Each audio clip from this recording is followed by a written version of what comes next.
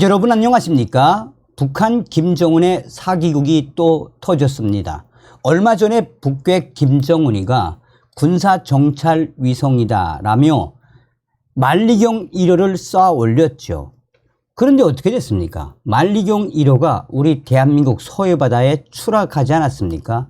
그 이후에 우리 국방부가 김정은이가 야심차게 정찰 위성이다라고 강조하며 발사했던 이 ICBM 또한 만리경 동체, 엔진 싹 다 수거를 해서 들여다보니 한마디로 어떤 군사정찰 위성이었다. 망원경을 갖다 놓은 또 엔진은 러시아제, 조악하기 그지없는 정찰 위성이라 할 수 없는 위성을 김정은이가 다급한 나머지 발사한 이후에 개망신을 당했었죠. 지금 미국의 전문가들이 김정은이가 이번에 발사를 한 화성 18형 깡통 한마디로 사기극 발사다라고 주장을 하고 있습니다. 정성찬TV 좋아요, 구독, 알림은 큰 힘이 되겠습니다. 북한의 장거리 미사일 발사가 미국 본토 타격을 위한 신형 고체연료 ICBM의 성능 향상 차원이라는 분석이 나오지만 다만 북한의 김정은이가 다급한 나머지 급하게 발사한 이 ICBM에 대해 깡통 미사일이다라는 주장까지 나오고 있습니다.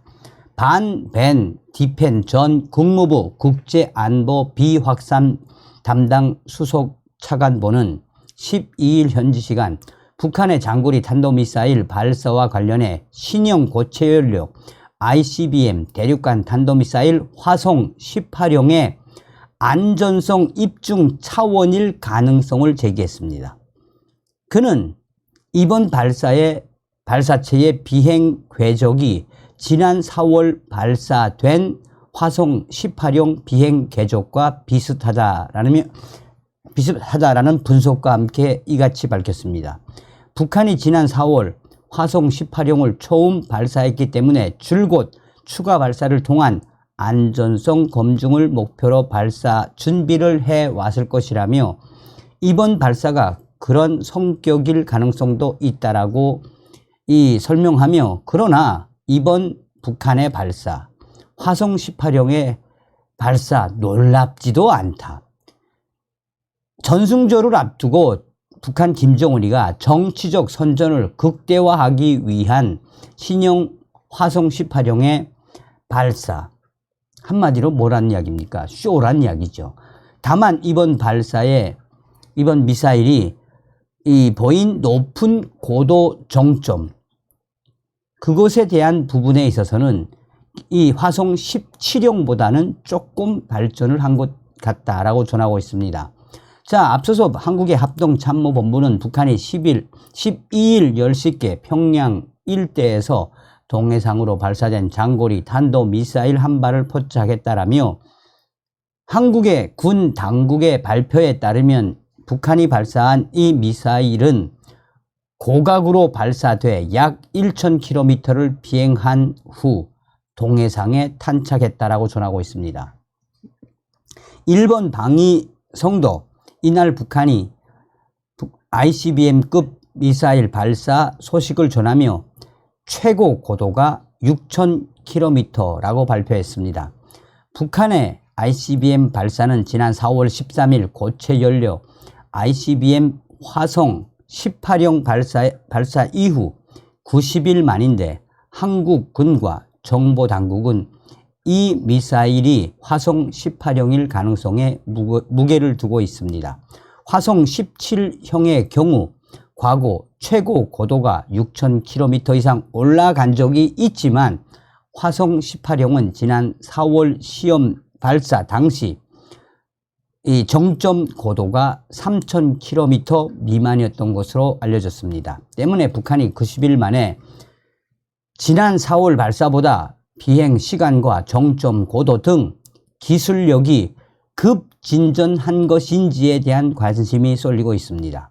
이번 미사일이 화성 18형이 맞다면 북한은 정상 각도로 쐈을 경우 최대 사거리가 15,000km로 미국 본토 전역을 타격권으로 하는 고체 연료 기반 ICBM 기술의 진전을 이루고 있음을 의미합니다.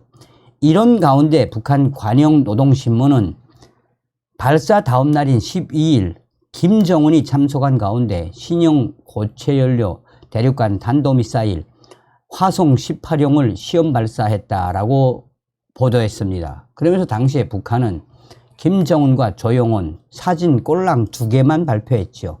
그러면서 북한이 역대급 이 화성 18형 성공했다라고 얼마나 지랄 발광을 했습니까? 자, 그런데 이제 전문가들은 어떻게 평가하느냐? 그러나 미사일 전문가인 마커스 실로 독일 ST 애널리틱스 박사는 정상적인 화성 18형 발사가 아니다 라고 딱 선을 그었습니다. 실러 박사는 현재까지 분석으로는 북한이 쏜 ICBM 최고 고도 6,000km를 넘고 역대 최장 시간인 약 74분을 비행한 것으로 나타났지만 북한 화성 18형으로 그것을 달성할 수 있을 것으로 믿기 어렵다라고 말했습니다. 쉴러 박사는 지난 4월 발사 당시 3,000km 미만이었던 화성 18형의 최대 고도가 불과 몇 개월 만에 2배 이상 올라가기 위해서는 중량을 극단적으로 줄이고 내부에 사단으로 발사가 가능한 크로스 부스트 시스템이 필수적이라고 설명을 했습니다. 하지만 로켓의 사거리를 늘리는 이 시스템은 추가 설치를 필요로 하기 때문에 역설적으로 로켓 무게를 증가시킨다면 북한이 전 세계적으로도 아직 개발 단계인 해당 기술을 적용했을 것으로 보지 않는다라고 말했습니다. 쉴러 박사는 정상적인 화성 18형의 설계 중량으로는 최대 4,000km 정점 고도 도달이 가능한 것으로 분석된다면서 현재 재원으로 6,000km 고도를 달성하려면 탄두가 없는 소위 깡통 로켓을 발사해야 한다라고 지적했습니다. 그러면서 북한 김정은이가 다급한 나머지 깡통 로켓을 발사한 것이나 다름이 없다라고 강조합니다. 북한의 화성 18형 개발 목적이 미국 본토 타격을 위한 핵 탄두 운반체 확보인 만큼 핵 탄두의 소형화 없이는 단순히 깡통 로켓을 발사하는 것은 아무런 기술적 실익이 없다라고 평가했습니다. 사실상 김정은이가 탄두가 없는 깡통 미사일을 발사한 것이다라고 강조하고 있습니다. 그러면서 이번 미사일의 최고 고도나 사거리를 볼 때 북한이 신형 고체연료 ICBM인 화성 18형 대신 추진력이 더 강한 액체 연료 기반의 화성 17형을 발사했거나 새로운 형태의 미사일을 발사했을 수도 있다라고 관측을 했습니다. 자, 한편 일본 정부는 북한의 이번 ICBM 비행 시간이 74분으로 지난 3월 발사한 북한 미사일의 종전 역대 최장 시간인 71분을 넘어섰다고 밝혔습니다. 하지만 이것이 중요한 진전을 의미하는 것은 아니다라는 평가도 나옵니다. 미 국방부에서 핵 미사일 방어 정책을 담당했던 로버트 수포 전 부차관보는 비행시간 증가가 반드시 극적인 방식으로 그들의 능력을 변화시킬 것으로 생각하지 않는다라며 단지 북한이 능력 확보를 위해 노력하고 있다는 점은 재확인해 줄 수 있다.